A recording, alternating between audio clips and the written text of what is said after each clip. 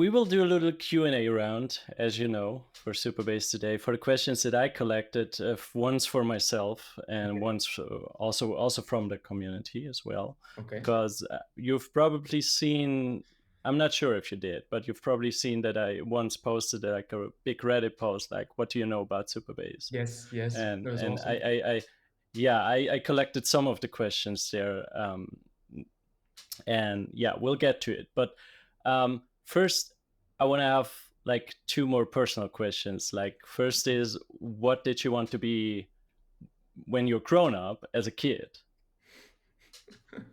Man, it's a funny one because yeah, I always tell this story to my partner because she's always a bit confused by my personality. One, I'm very business savvy, but on the other hand, like I quite like things like meditation and everything. And it's Yeah. because my father was an entrepreneur and my mother is kind of almost like a hippie, essentially. So Hmm. like our books were just Interesting. loaded with these extremes. Sorry, our bookshelves were just loaded with these extremes of books.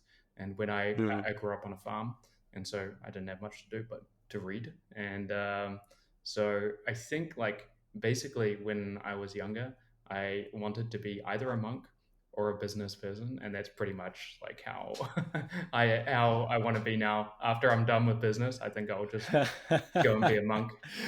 Yeah, but maybe that's maybe the challenge is to have both of it. Like, I'm It's not very sure if that's challenging. possible, but Uh, I'm getting you. I'm getting you. I'm seeking for the same thing essentially. it takes a very different mindset. Yeah, but it does help, of course, because like the bigger you get, the sort of more competitors you get, and like you can get very wrapped up in it. And actually, it's Yeah. not the thing that matters. Like the thing that matters is, as you say, like you write something on Reddit, get some feedback, and improve your product. That's all that really matters, and all the other stuff is just noise, really. So Right. it gives you the ability to focus more on the things that matter, and just build a great product.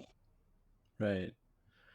So another question, I think you answered that one already, is, are you a tea or coffee guy? But I think Definitely that's coffee. clear. Yeah. But it's your third coffee. Like, when did you get up? Like 1 hour ago? Um, yeah, about an hour ago. Yeah. Okay. Take care. Take care. There's quite some coffees. All right. I This would one. love So. to. Yeah. Okay. All right. I would love to catch up with those that have never touched Supabase. And could you explain in just a few simple words what Supabase is and how it relates to maybe traditional relational database management systems? Sure. So Supabase is an open source Firebase alternative, and we're building the features of Firebase, but using open source tools and trying to use existing open source tools wherever possible. So we improve them, and yeah, if they don't exist, we'll create them ourselves and put them out as an open source MIT or Apache 2 or Postgres license. The thing that is worth pointing out, though, is that that's largely a positioning play. Really, what we focus on is Postgres. We're a Postgres platform, and we want to make Postgres the most popular database. We just think it's incredibly powerful, incredibly scalable, and we do that by making it very easy for developers to use. A lot of the developers actually don't even know that it's Postgres when they get started, and so we're kind of Hmm. scaling in scalability is the idea. Okay, but how so? Like, how did Postgres become your obviously favorite database? I mean, it must have been something like your pre-Supabase time, where you got to love Supabase, where you got to love Postgres, Mhm. and like, how did this evolve? Yeah, it's a so actually they're kind of two different things. I started using Postgres and Postgrest. Actually, I've written a blog about it in my previous company, and the idea that I really wanted to achieve, I was quite inspired by the WhatsApp story where they were using Elixir and they managed to scale ridiculously large with just 50 engineers when they exited to Facebook. And I thought that was pretty fascinating. And you got this thing in startups where everyone asks, first of all, how big are you? And they ask how many people are in your team. And it's kind of like an anti pattern. It's the thing that you don't want. You actually want the opposite. You want to be as small as possible and be able to Exactly. scale as big as you can. And Exactly.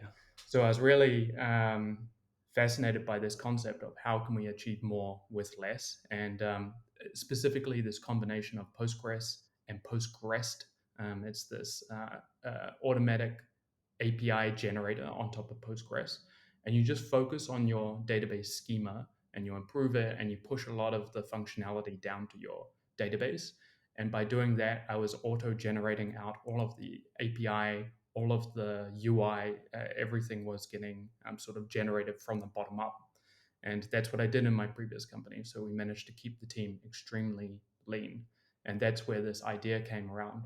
But the key thing that actually is important for databases, like, this is what I say to investors is like, if we want to take on, say, Snowflake on the analytical database side, what they did very well is they built scalability into the product. And because of that, it's incredibly usable. I don't know if many people were around for the Hadoop days and all these sort of things, but it took a lot of effort to use the product, to build it, scalability into it. It's kind of the opposite on the OLTP side. You can't just make something scalable and expect it to be easy to use and universally usable. Postgres is fantastic in that it can be used for everything because it's got extensions. So PostGIS, pgvector this year is a big one, but it's not that easy to use. And so we focus on that sort of bridge between making it incredibly easy and so you can use it for everything. Basically, a simplification of Postgres for everybody, right? Exactly. Yeah. All Exactly. right. So you already mentioned Elixir or Elixir. I think Mhm. that's how you pronounce it. And I did see like or let me put it like that. I never heard of Elixir before Supabase. So one of the questions, since you pointed it out, is like one of my questions was where do you have to be to get into a bubble to get to know stuff like Elixir? But I think you did answer that because you said it was because you got to know. Was there a blog post from WhatsApp where they used it and explained it, or how did that happen? I actually, I'm not sure how I originally. So yeah, in WhatsApp they use Erlang, and Elixir is a language on top, but it's a Yeah. growing to do with the Beam. This is this runtime, which is really Hmm. really elegant. We can talk about that if you want. I think I started using Elixir because I was looking for, yeah, I started using the Phoenix framework, and it's the genesis of Supabase actually. So I was using Mm. Firebase for the like a real time chat, and I ran into some scalability issues. So I needed something to scale very well for chat applications specifically. And Hmm. this is one of the things that Erlang, it's traditionally from the phone industry, is very good at this thing where you can connect and disconnect. So it was the right technology for the use case.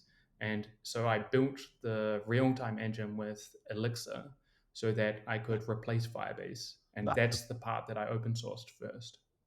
Yeah, that I saw. So you basically that was basically the pre-Supabase time when you did develop the real-time extension for Postgres, and as you said, in Elixir, right? Yes. So And I all can't right, remember so where I learned Elixir. I got really into it, I think, around I 2017. see. Yeah, I had a look and it sounds promising, but it's one of those tools that if you hadn't come up with it, like you being like super base and being like trustworthy, like if somebody had told me, I would go like, yeah, nobody knows that. Like I won't use a tool stack that I can't work with other people because nobody knows it. But apparently people do know it, and apparently it is not as unpopular as I thought. Yeah. It's reasonably popular, yeah, and Yeah. not because of Supabase. It's just a fantastic language. Yeah. All right. So, before we jump into the other aspects, I have one more question about myself, actually, Cool. towards you, I like it. which is, which is, you know, like I am. writing a book. I think that you know about Supabase, and I got I think that was the reason I posted this thread on Reddit, if I recall correctly. I'm not sure.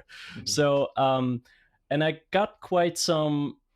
In the first few hours, I got quite some downvotes. Like I was even in the minus section, like -10 downvotes or whatever.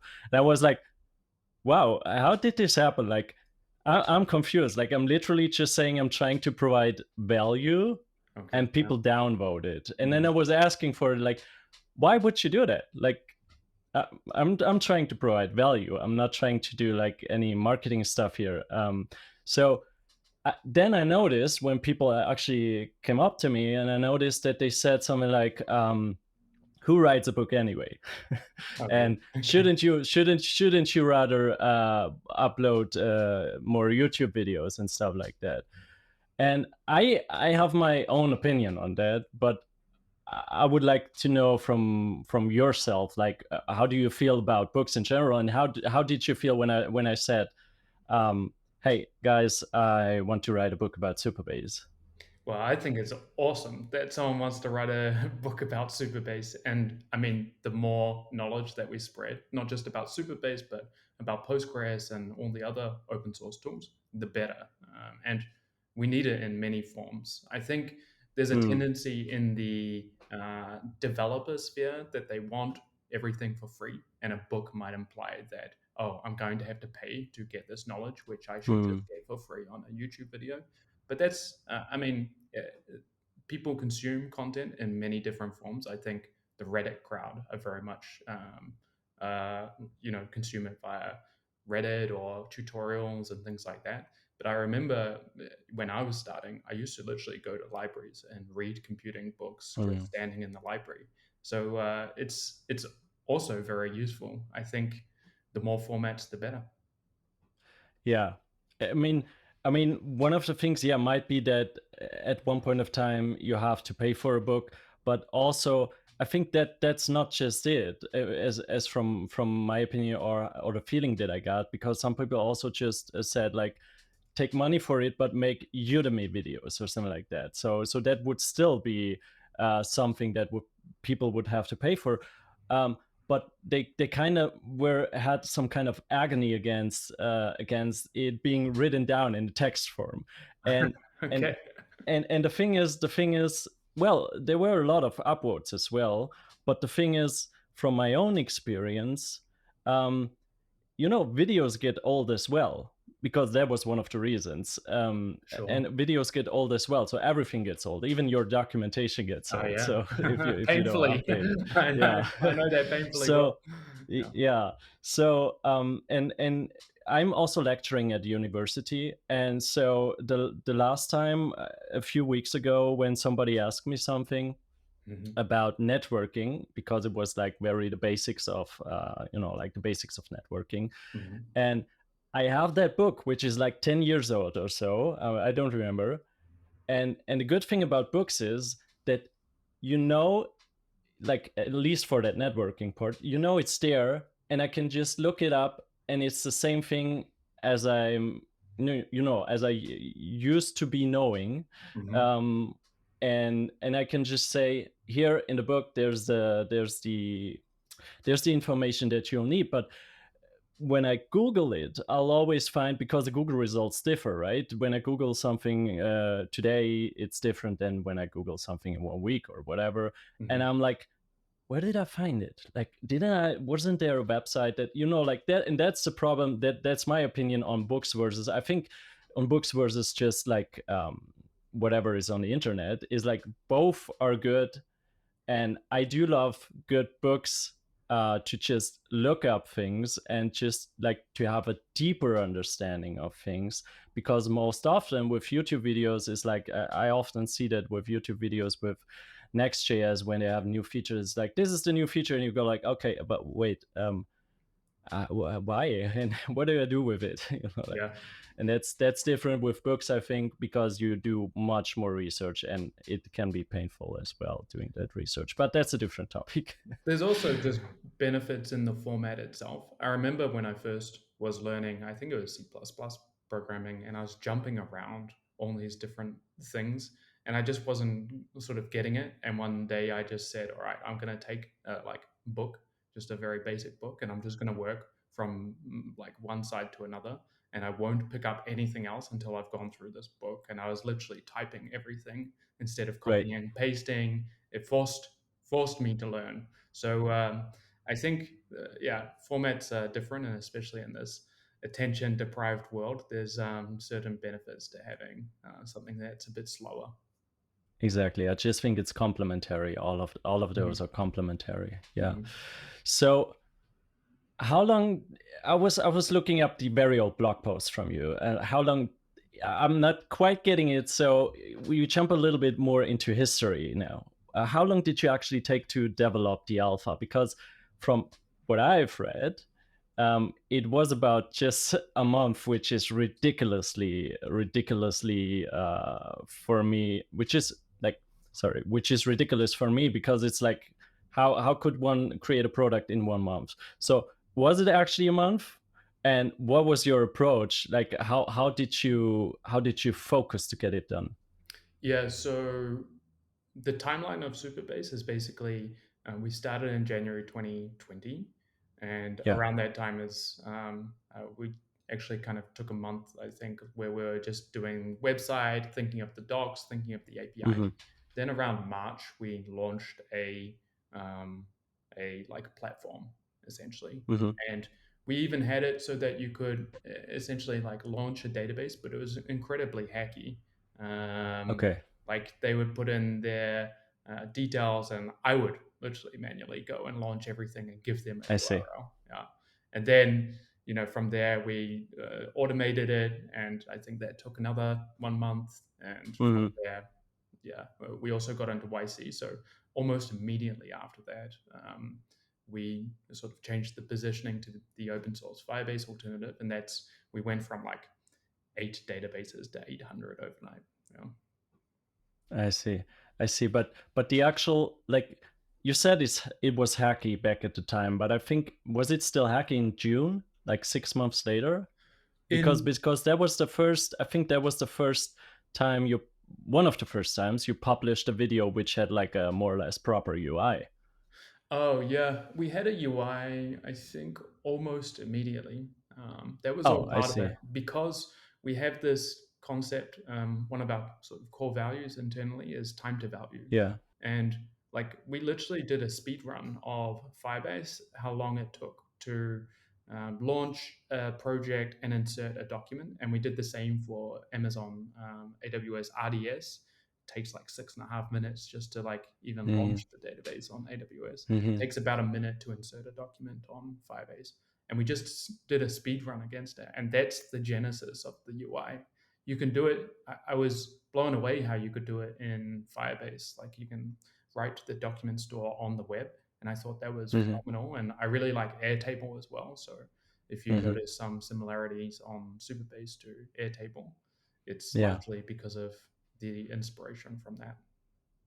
Very nice. But how did you focus back then? Like that's one of my primary questions. Like it feels like you did a lot in very short time, or don't you think so?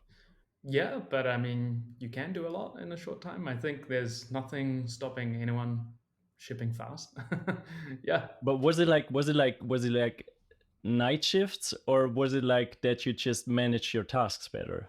Yeah, I mean, startups are a grind. There's not a lot Yeah. to say more than that. It is. And quite honestly, it's a lot of what we another core principle in Superbase. It's all schlep work. It's not sexy. Mm, It's yeah. just like really the day to day grinding.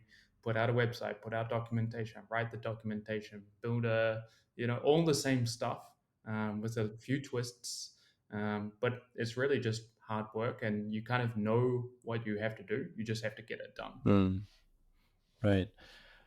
Okay, so I have one more, which is kind of like a history and tech question. That is, I've digged into the source code quite a bit here and there in all of the places, basically. And at one point of time, I said to myself, I want to know how this RLS works, because naturally, RLS works with the database roles, right? Mhm. For example, I'm creating a new database user, and then I can assign certain policies to that role. But that's not really the case for Supabase, because in Supabase we don't create a new database user for each user that exists. So I was like, how does that even come together? Mhm. So I digged into it, and well, the solution is, I would say, if you know how it works, it is easy. Like the solution is basically you're having the JOT, and you're having database functions which are basically able to parse the JOT and basically get the information of the JOT token, so the authentication token. But the thing is, what astonished me is that you have to have that idea, and who comes up with such an idea? Because the first intent, or the first thought that I had is like, if I'd even come up with such a thought, like, can't we just like pass anything through the database? I was like, there's probably not a clean solution. I would throw it away.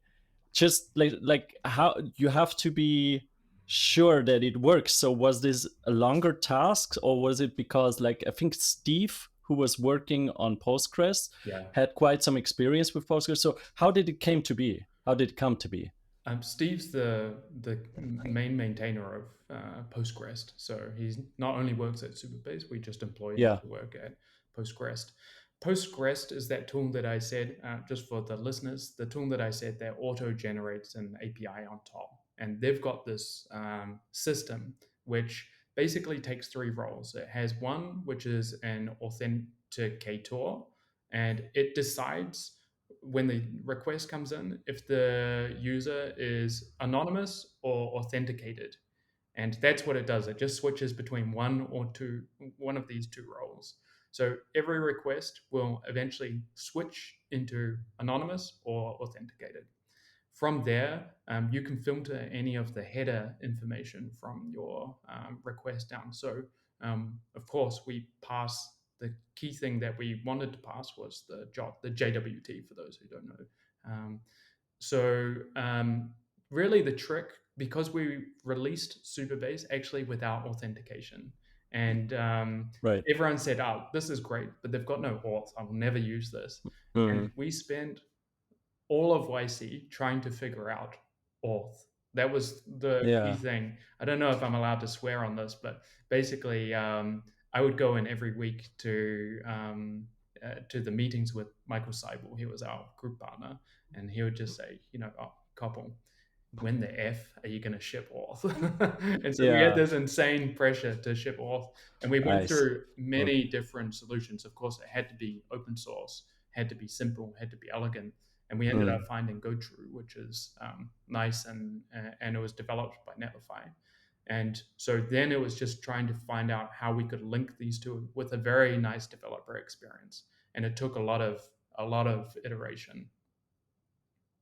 Yeah, I can imagine, because sometimes it's just like, I don't know if you can relate to that, but sometimes my brain thinks something. Like, for example, if I had that idea, even if I had it, like I said, like, I would probably have just thrown it away, because I would say, no, I can't just like pass through like a JOT token to the database, and it's like, Yeah, just but you just don't just do it. you end up trying everything. I mean, Yeah. like, there's an insane one of the biggest things that we get asked is like how we're going to do offline, like offline Mm. syncing with the clients. I've been obsessing about this Yeah. idea for 2 years, and there's a hacky way that we can do it, but I know that there's this like almost um, industry changing way that we could reach if we have a few more primitives in place. So in this case, like, Hmm. with the auth one, the whole company was just obsessed with this one problem. There weren't many of us, but um, that's all we were doing at the time. And so, Mm. when you become obsessed with it, you just try every iteration to find the right one, and eventually it works. Very nice. When I'm writing about it, I'm always kind of, I don't know if I should be writing backend as a service or platform as a service. What do you consider Supabase to be? Yeah, I think sort of more long-lasting term will be platform as a service, Yeah. because because we're obviously branching out into even things like functions and all sorts of other things. So yeah, really, it's a tough question.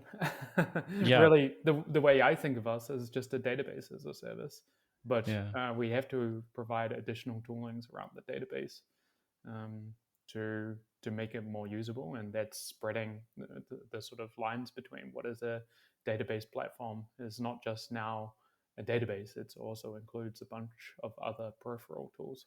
Right. Right. So I'll stick with the PaaS in that case. Cool. Yeah. Um, but there's two things. Like, I got two questions now, and those were actually the ones that I cannot really answer, but were like asked from like a lot of people, and or was asked from a lot of people, and that is, the first one is Supabase good for any kind of project? Like, is it, or have you found a use case where you would definitely say, like, we found out that this one like isn't suited for Supabase? Like, what's your take on that? Yeah, the sort of reframing here is Postgres good for any type of project? And the answer is almost always yes for this, except for perhaps at this stage analytical workloads. So if you're, for example, right at the start, we had people who were scraping websites directly into their Postgres database and then fetching them out. This probably is not a good way to use a Postgres database, but it is probably something that we'll have on the horizon. I mean, analytics or analytical workloads, not just say web analytics, but data, time series data, is something that Right. we'll probably provide outside of Postgres. All right. And then the follow-up question to that is about Superbase's scalability and basically the performance that it needs. So I'll try to give you a little bit more context here. So the question that I often get is about what tier will I need? Like, will the $25 tier will be enough? Will the free tier already be enough?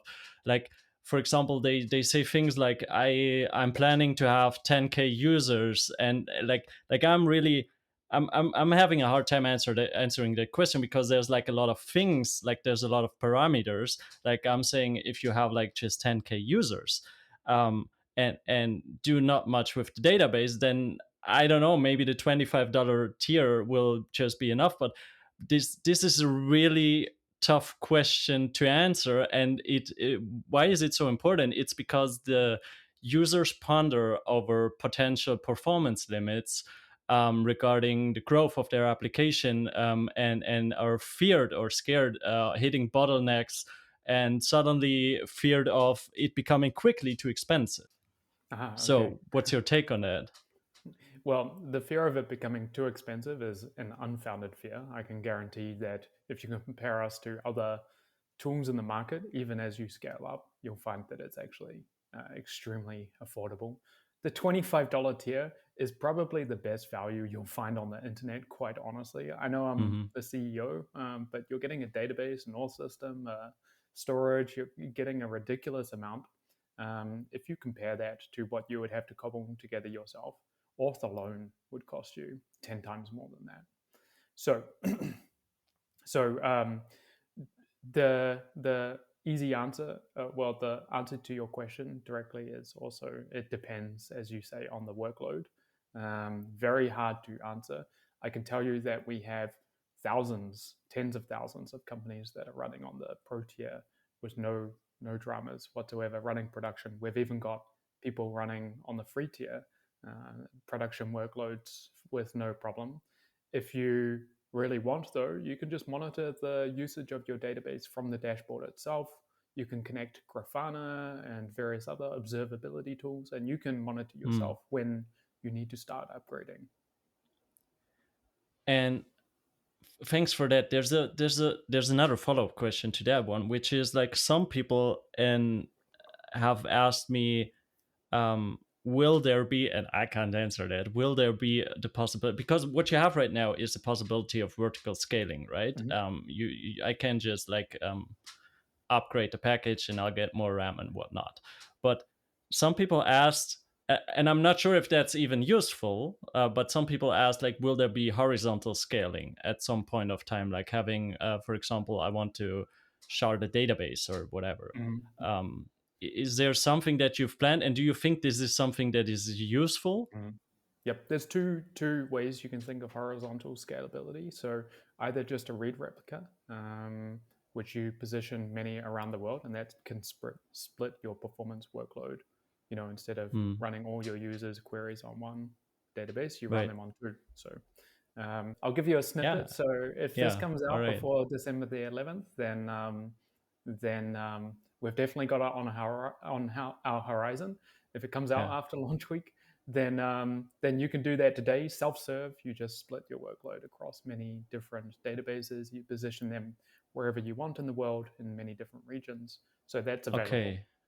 Okay. There's a So I will have the chance to basically say, I want to have read replicas. Like I want to have 4 read replicas. mhm.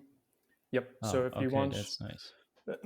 it's really, and you can use read replicas for in two different ways. It can be that you want your data closer to your users, so geographically you split it around the world, or you could even, let's say, all of your users are in the US, and you want to move all Hmm. your sort of read your reads onto one database in the US and all of your writes onto another database, so that you kind of split them.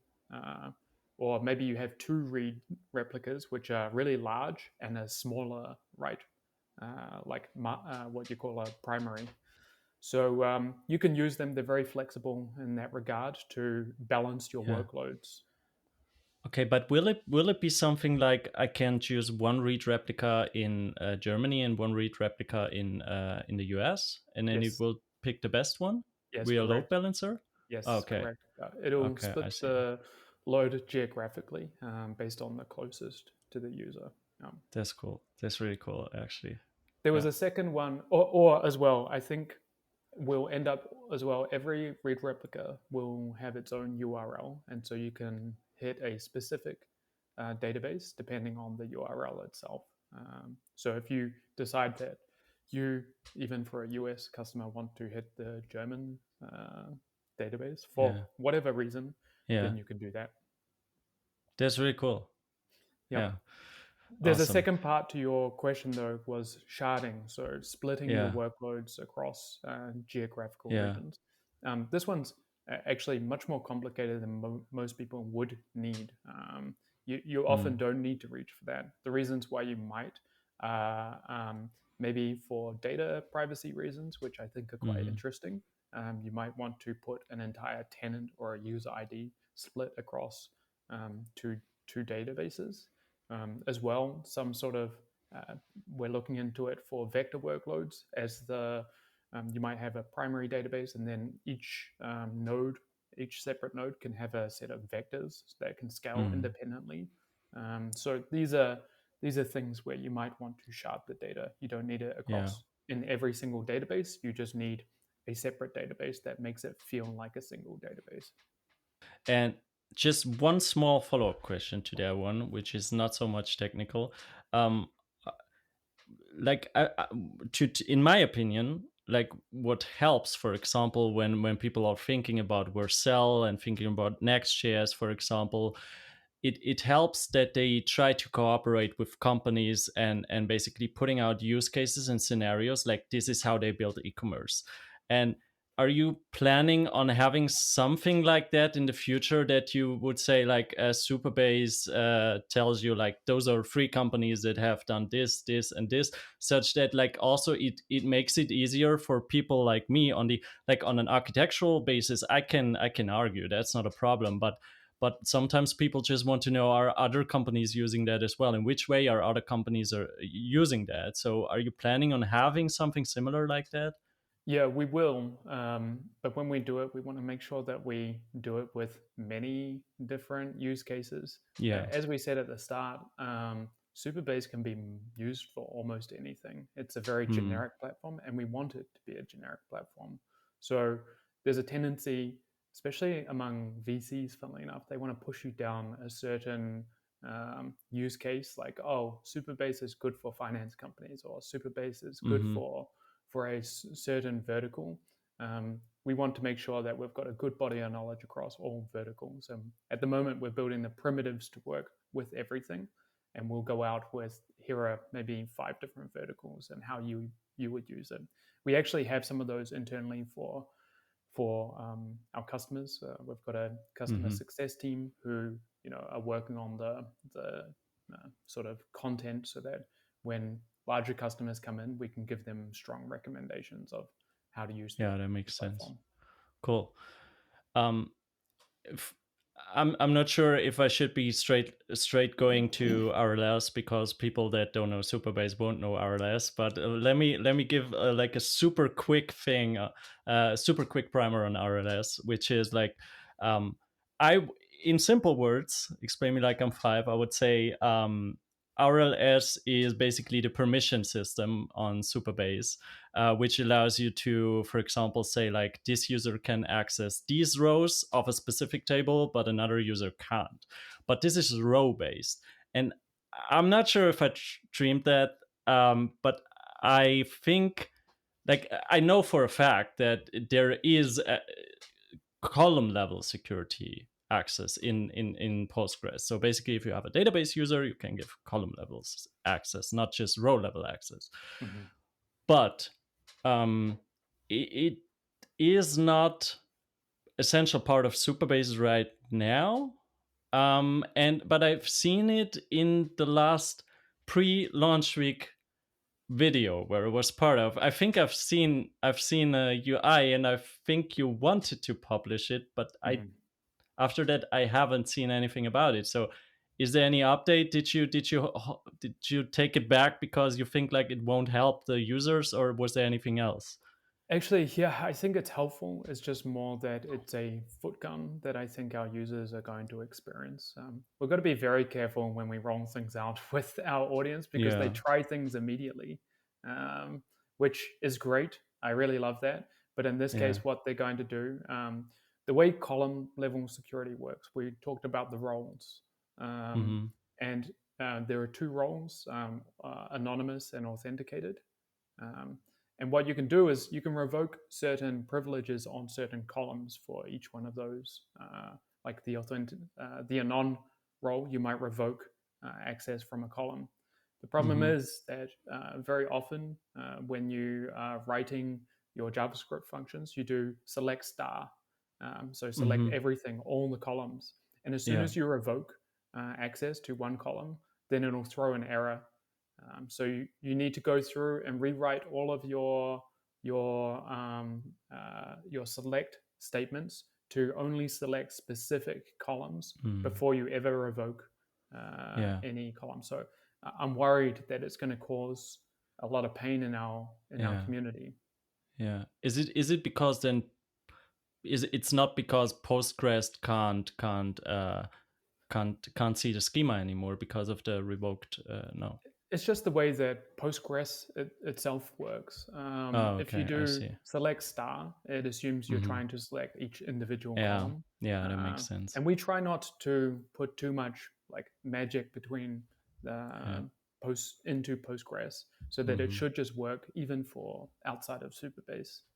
So the question, then the follow-up question, the logical follow-up question is, you're still thinking about how to roll it out, or you're thinking about if to roll it out? No, just how to. It's definitely Okay. useful for our customers. Okay. We just need Okay. to help them help themselves.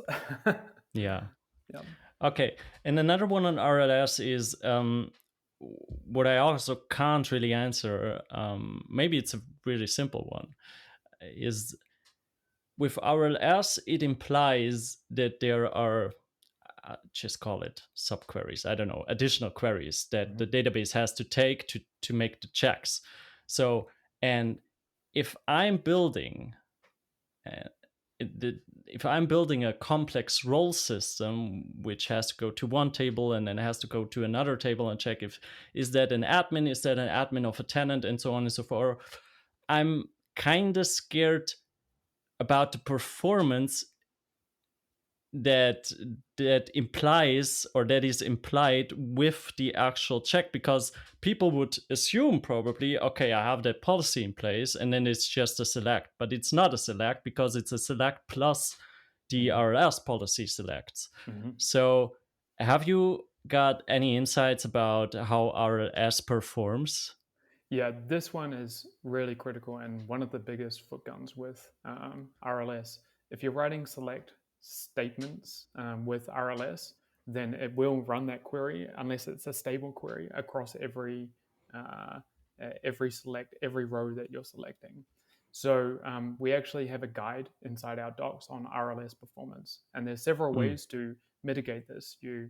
I think we've got 9 strategies, for example, that depend on your use case. There's also a way inside Postgres that you can do a initial query first to say get all your permissions, and then it means inside your RLS policies you just use that single select first, inject that content into all of your RLS policies from there on. That's a great place to put your permissions.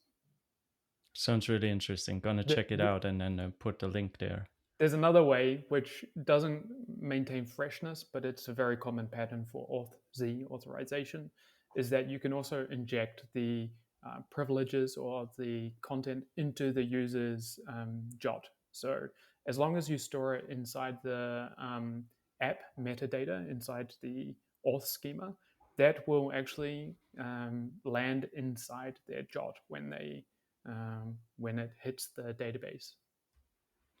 I was actually thinking about when having more complex RLS policies. I was thinking about using a materialized view, because the materialized view will just remain until like it's refreshed. So I can just trigger it being refreshed, and then I just have one select from the materialized view. Yeah, I think that's one of my favorite patterns. We don't often recommend it because it's another concept which we have to push, but Yeah. I think it's a great pattern, materialized views. Yeah. All right.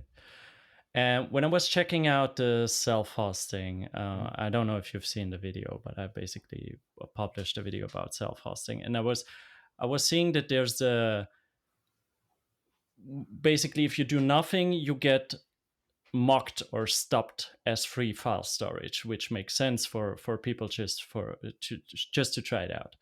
And then I was thinking, is this like a bad solution, or could someone just say like, well, it stores the files on the server, and I got some backups on my hosting provider, so I can just restore whenever something happens. So besides basically the backup thing is solved, right? Because my hoster does it for me. So is the stopped S3 a bad thing to use? Yeah, I mean, it's not terrible as long as you've got backups. The thing to note is that disk space, attached to sort of an instance like that type of disk will be more expensive than S3. So as you start growing, then you probably want to, not only for the security of your files, but also for the cost of your files, want to move it to a cheaper storage solution. Sure, that's a fact. I was just thinking if it has any bad impact, like it being like very bad performing or whatever. I don't know the answer to that, to be honest, because we haven't done benchmarks. The performance is probably better, to be honest, because it's right. The files are right next to the storage server. True, that's true. All right. So I got one kind of annoying issue for which I also created a ticket on GitHub, which is like, I would love to turn off all Supabase emails. Like my idea is to have something like a ghost SMTP. I mean, I totally get the point that you are providing the possibility of sending emails with the basically mailing system, the internal mailing system, and then basically you provide your own SMTP provider, and then it sends via that, but it's basically the same thing. And for myself, I mean, for some applications that's sufficient, but for myself, like also having control over stuff like an overview, when did an email, or when was an email sent to that one customer or whatever. Like, we're using Mailjet, but you can use Prevo or whatever or whatnot. Mm-hmm. But basically, all we're doing is using the generate link. So we're Mm-hmm. using all customized emails. We're not using that internal um, internal email sending system. Mm-hmm. And what annoys me is that in theory, and that's maybe my paranoid thinking of architecture, but I don't want anyone to be even able to trigger the internal emails, but someone could, if they'd be having the anonymous key and the signups are open, then someone could just trigger by using the anonymous key, connecting to the Supabase client, and could trigger sending the emails that I don't want them to get. And because I want to have full control over what I'm doing architecturally. So I want to shut off, I want to basically tell Supabase, don't send emails. So will we be like, what's the my solution is, I could provide, I don't know the effects of that, I didn't try it, but I could provide some falsy SMTP server. I don't know Uh-huh. what Supabase will do then it will just go to, I don't know, It'll error oh, out. Yeah. yeah, hopefully, but Definitely, it could, definitely will throw an error yeah, if but it can't.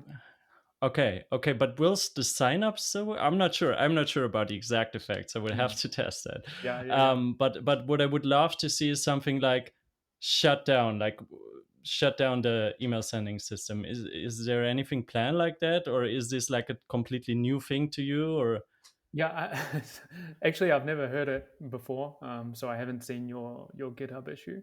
But yeah, I mean, it sounds perfectly reasonable. Of course, like we should offer that functionality.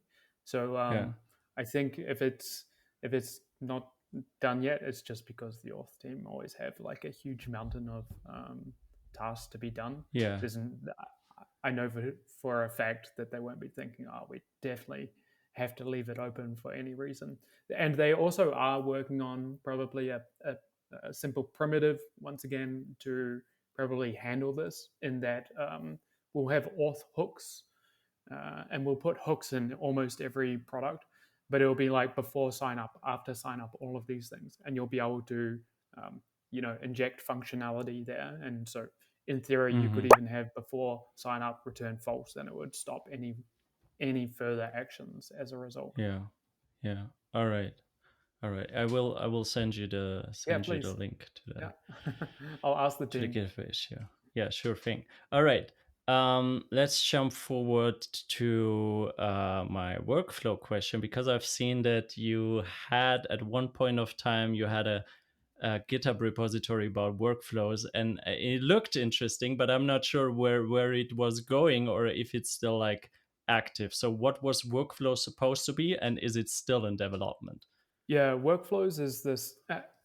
So rolling back to, I think, 2021, maybe it would have been. Everyone was asking for functions, and actually, I was a bit reluctant because we're a database platform to do Mm-hmm. functions. But we had enough demand that they said, we really need functions. So in the end, we had to roll it out. But my idea was that there are already functions that everyone's using Next.js, or like whatever framework they're Mm-hmm. using, and you've already got your functions. What you really wanted is a way to coordinate when to call the functions from your Mm-hmm. database. So we started with an Elixir server, and we sort of announced that we would develop it. The thing that we were worried about was the scalability. At the time, our team wasn't big enough, and so we had to put it on pause. In the meantime, we ended up using Dino for functions. So I still think actually the key primitive missing from the Supabase stack is not so much on that front end workload. It's queues and workflows. These two you can think of almost interchangeably. And it's still something that I'd like to solve. But some of our thinking is honed a lot. Like we see a lot of benefits to pushing down as much as we can into the Postgres layer. So we're Mm-hmm. trying to even rewrite that workflow engine into a Postgres extension. We've tested it. It seems like it could be okay as long as we get some scalability elements. So there's one Mm. thing that workflow engines produce or queues produce. It's a ton of logs because every time you do an action, it produces logs. So Right. we can't and we don't want to store them inside the user's database. We want to give them an analytical database to store all these, something that I touched on earlier. And it's basically blocked by that key piece of infrastructure, which we will roll out at some stage to users to use for themselves. And once we have that, we'll revisit whether a workflow engine makes sense. Yeah, that brings up a new question actually, which wasn't on my mind until now. Is like I was wondering because many companies do that. I was wondering why you went the path with having these tiers instead of what you could do. I mean, I like it that way it is right now, but you could also just say like, well, we got this additional feature and you basically have to pay for it. For example, like you could just like you could ask people to pay for the PG Grunt extension, honestly, Mm-hmm. and they would probably happily pay for it if it's a reasonable amount. So is there any reason why you don't do this micro, what's it called, Like a usage micro, yeah, pattern. Yeah. right. Yeah, because it gets complicated, especially as you Mm-hmm. start using, say, 50 different services. Your bill becomes Mm-hmm. ridiculously large, and a lot of the things become confusing. And Mm-hmm. I think we've even got it written on our pricing page, predictable pricing. That's one of our Yeah, core true, that principles for makes sense. pricing. So we Yeah. want to give you a bundle where you can turn on a usage cap and say, all right, I don't want to spend any more than $25. I want to use everything. But Mm-hmm. once I hit Yeah, $25, fine, I'm capped. the next one is an easy one. Okay. um will we ever see transactions with the Supabase client? Because right now the only way of doing PostgreSQL transactions is if I wrote an RPC, so remote procedure call, and within that I can do transactions. But is there any plans or thoughts on basically combining? I want to do those three updates, but all together. So basically wrapping them in kind of like a Supabase client dot transaction, and then Mhm. passing the updates. Is there something planned like that? Yeah, we've dabbled with it a few times. So Yeah. the risk is that you from the client, like something hangs and then it leaves like a transaction running for a long time and it can cause Mm, locks, database locks. So mm, if you don't do things right, no one can update your table while one client hangs your database. That's kind of the I risk. see. There are See. ways to do it so that it like there's a trade-off where you can, as you say, send everything at once and it all happens on the database in one go, but it also reduces the functionality. Perhaps you can't take in the parameter from your first query and inject it into the second. um, Hmm. so we're trying to find the right pattern that we can do there, but yeah, it's always a thing that we're looking at is in demand. So we might still roll Awesome. it out. Do you feel that Supabase is well suited for front end developers? Because what I see is that some front end developers jump on it because they think it solves their problems, which it does at the end of the day. But it also requires a bit of database knowledge. So I feel like a bit of, would I call it misconception? I'm not sure. So what's your take on that one? Like how to get the front? Do you want the front end developers on board? How to get them on board? Yeah, we want them on board. Perhaps then that's a fault of our own in that we haven't made it easy enough for front end developers to use our product. And we kind of want this two tiers where maybe if you think of our dashboard, the top should be really simple to use, and then as you go lower, you get more into the nitty gritty of your database, the really hardcore stuff. So in theory, maybe we've just got some parts of the dashboard which are feeling too complicated. But for the most part, especially with AI now, they should be able to use all of Supabase with their programming knowledge without having to know much about Postgres itself. That is true. I just fear for myself, like I can't empathize anymore with someone being like at the very beginning, because when you have so much experience, Mhm. you forget the problems that you had when Sure. you were basically at zero. So what I'm saying is, yes, I think the UI isn't a problem. I think it's quite intuitive, but where would someone start as being only a front-end developer knowing React or Vue or whatever or whatnot, looking at the database? Yeah. Like for us it's clear. For us, I'll just create a database, some relations, stuff like that. But they go like, okay, what do I do with it now? Like, I'm not sure if that's even a thing they think. So it's just Yeah, how I to think get them on board. Like that's it. you still need some conceptual understanding of what a Yeah, database is. And I think yeah, it's not for Supabase is not for no coders, for yeah, example. You need to yeah, know some programming, and that's intentional. We don't want it to yeah, be drag and drop everything. But this is yeah. That where I'm makes actually sense. quite bullish on AI, because you can describe what you want and we can generate a schema Yeah, for you. We just ask you what you want to build and what you want to change. And we're seeing this, totally. it's incredibly popular on the SQL editor. Now we've got this AI thing where you can say how you want to change the function, and it will Hmm. create a diff for you.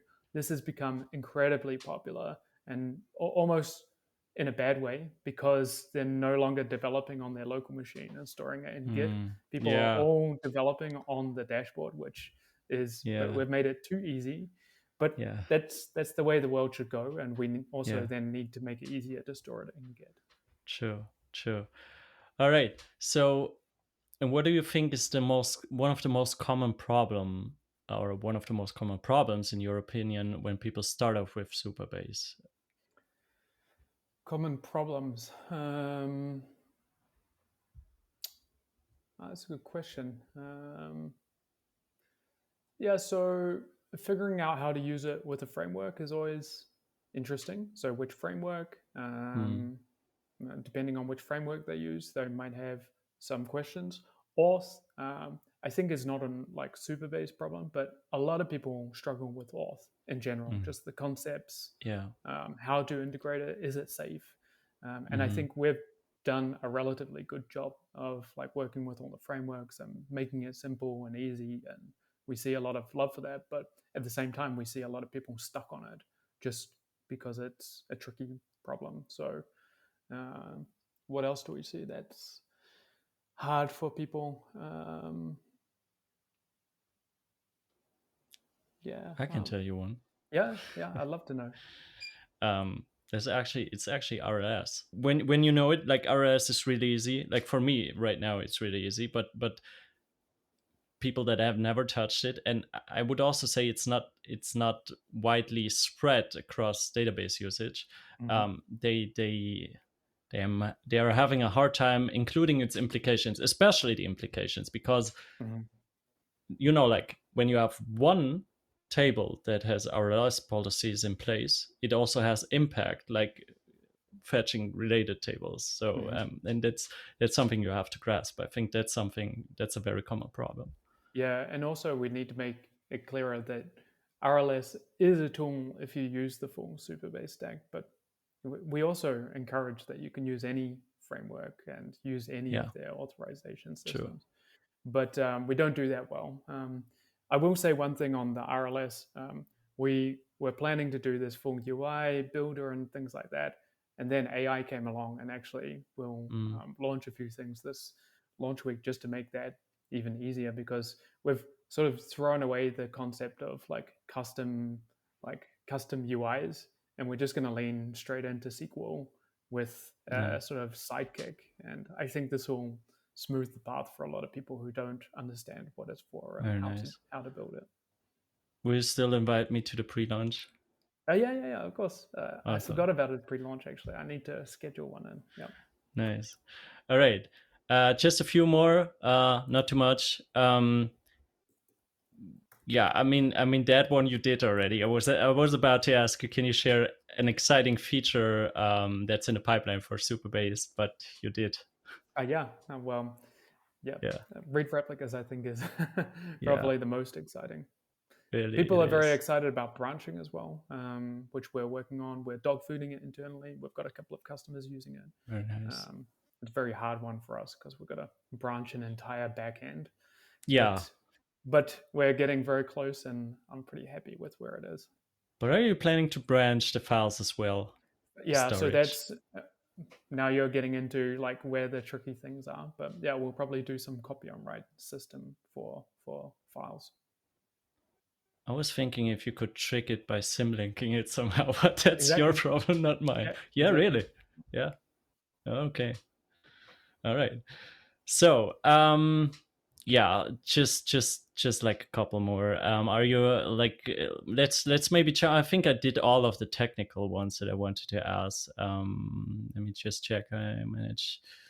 Um, yeah, there's one more that I would love to ask about the team and like the working style is like when looking at Supabase repository, I'm like getting sick in a good sense. I would say it's so much to digest. Um, how do you even cope with that? Because I think that's one of the common problems with popular open source repositories is you get so much feedback.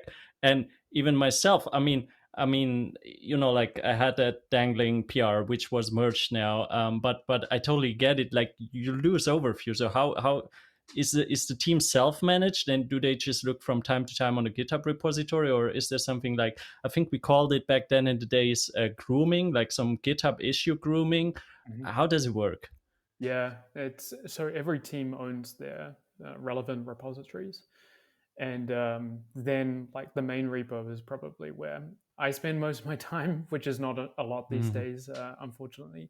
And the front end team, the docs team, and as well we have a lot of community support. So that's where most of the community go, where they can tag in extra features. Sorry, Mhm. where they can merge first commits, things like this. So the only way we can make this scale is to engage the community more to help us solve the Mhm. problems, not just announce the problems. And we need to do a much better job of that. One way that actually though will engage the team more is like, for example, tomorrow we'll do this thing called a Kaizen day, where anyone who's free will focus on just closing PRs and Mhm. GitHub Nice. issues. Nice. That's awesome. All right, we're moving back to the personal ones, and then we're done. Okay. Um, are you a Mac, Windows, or Linux guy? Now I'm a Mac guy. Yeah. Okay, same here. Mac and Linux, I would say. I've gone all in as well. For Like for uh, somehow I've, because I like the concept that Mac has now brought, where it's like you've got your AirPods and you've got your hmm, iPhone and you've got your MacBook, and the y- ecosystem. you can use them all separately, but then if you use them all together, it's kind of like magic. And that's how I think of It is. Supabase. Yeah. Actually, Yeah. you can use Postgres, you can use the auth, you can use each one of these separately, but the magic comes when you put them all together. And as opposed to Apple, you're not locked in with Supabase. Exactly. Yeah. Yeah. Yeah. Really important as well for our DX. Yeah. Do you have daily routines that allow you to manage your tasks both personally and business wise? Because I would imagine a CEO position is not easy to cope with. Yeah, and it changes, right? So you've just got to grow with the company. It's one of the key things. So in the early days, a lot of the programming, now a lot, and then like shifting mostly into product thinking, and now more into company building. So um, each one of these stages requires a different format of Mhm. time spent. So now actually, I unfortunately go to a lot of meetings. We don't have many meetings in our team, but when you accumulate them all across the teams, then I end up having to go to all of them, or even doing things like this. And Mhm. between our call, I had to do, or I didn't have to, but I did another call with a community member just to make sure that they could integrate and do well. So Mhm. it's really just building the company and building the community now. But do you have like personal routines? Because you said something about being trying to be a monk at one point of time. Do you Yeah. meditate? Yeah, a little bit in the Yeah. morning. Yeah, actually, funnily enough, when it's more of a chill period. So we're now leading up to launch week, and I'm just getting incredibly busy, and that's when things like the meditation fall off. But that's fine. I don't make anything a requirement of my day. These are just Okay. things that I'd like to do.